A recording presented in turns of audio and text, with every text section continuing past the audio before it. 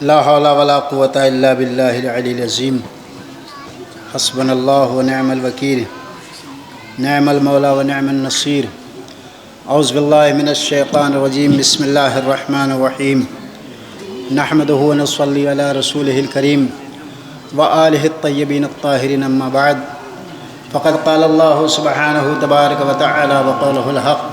بسم الله الرحمن الرحيم فأما اليتيم فلا تقهر سورہ والضحیٰ کی آیت ہے جس میں اللہ نے یتیموں کے اوپر رحم کرنے کے بارے میں تذکرہ کیا۔ ارشاد ہو رہا ہے فَأَمَّا الْيَتِيمَ فَلَا تَقْهَرْ، دیکھو تم یتیموں پر غیظ و غضب کا اظہار نہ کرنا۔ پیغمبر اسلام حضرت رسول خدا صلی اللہ علیہ وآلہ وسلم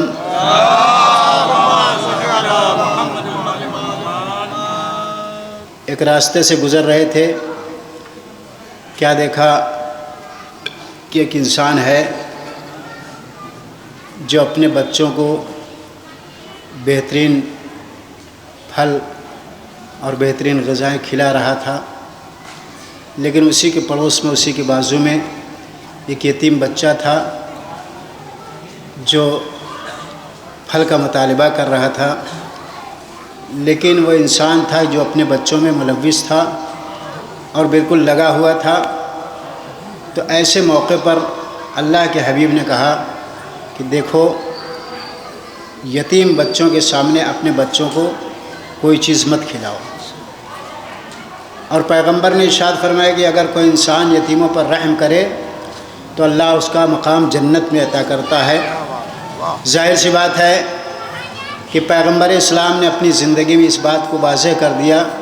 کہ جو بھی انسان یتیموں پر رحم کرے گا اللہ اس کے لیے جنت میں مقام عطا کرے گا۔ ظاہر سی بات ہے جب دنیاوی انسان کے لیے یہ تحفہ اللہ نے دیا ہے کہ اگر کوئی انسان اپنے پڑوس یا اپنے ارد گرد کسی یتیم پر رحم کرے تو اللہ اس کی جنت کی ضمانت لے رہا ہے۔ تو جس پیغمبر پر جناب ابو طالب نے رحم کیا ہو، اس ابو طالب کو اللہ نے کیا مقام دیا یہ ہم اور آپ نہیں سمجھ سکتے۔ ہاں اتنا جانتے ہیں کہ گھرانہ ابو طالب میں اللہ نے جو چیزیں دے دی ہیں کسی بھی انسان کو وہ چیز بخشی نہیں ہے۔ یہی وجہ ہے کہ آج ساری دنیا گھرانے ابو طالب سے بغض رکھتا ہے۔ ہم اہل بیت کے چاہنے والے اہل بیت سے محبت اسی لیے رکھتے ہیں چونکہ پیغمبر نے اہل بیت کا تذکرہ کیا اور اہل بیت کے فضائل بیان کیے، اس لیے ہم اہل بیت کی باتوں کو آپ کے سامنے رکھتے ہیں۔ مومنین اس پہ تائید کرتے ہیں، قبول کرتے ہیں۔ یقیناً ہمارا فرض ہے کہ جس سے محبت کی جاتی ہے اس کی محبت کے بارے میں انسان جو دعویٰ کرے اس کا ثبوت پیش کرے۔ مثال کے طور پہ اگر ہمیں کسی سے محبت ہے تو محبت کا تقاضا یہ ہے کہ ہم اس محبت کرنے والے سے اگر ہم محبت کرتے ہیں تو وہ بھی ہم سے کہے کہ ہم آپ سے محبت کرتے ہیں۔ یہی وجہ ہے کہ محبت اہل بیت رکھنے والے انسان دنیا کے کسی بھی گوشے میں ہوں، فضائل اہل بیت جہاں شروع ہو جاتا ہے سمٹ کے لوگ فرش اعضا پہ آ جاتے ہیں اور فرش مسرت پہ آ کے بتاتے ہیں کہ دیکھو ہم حسین اور اہل بیت کے چاہنے والے ہیں۔ ایک صلوات بھیجے بر محمد اور آل محمد۔ بہت سارے کمالات جناب ابو طالب علیہ السلام کے ہیں، ہم اسے بیان نہیں کر سکتے اور نہ بیان کرنے کا اتنا موقع ہے، اس لیے کہ شعراء آ چکے ہیں اور تقریر بہت مناسب نہیں ہے۔ اس لیے میں چاہتا ہوں کہ اپنی ان باتوں کو یہیں پر ختم کروں اور آپ سے ملتمس ہوں کہ آپ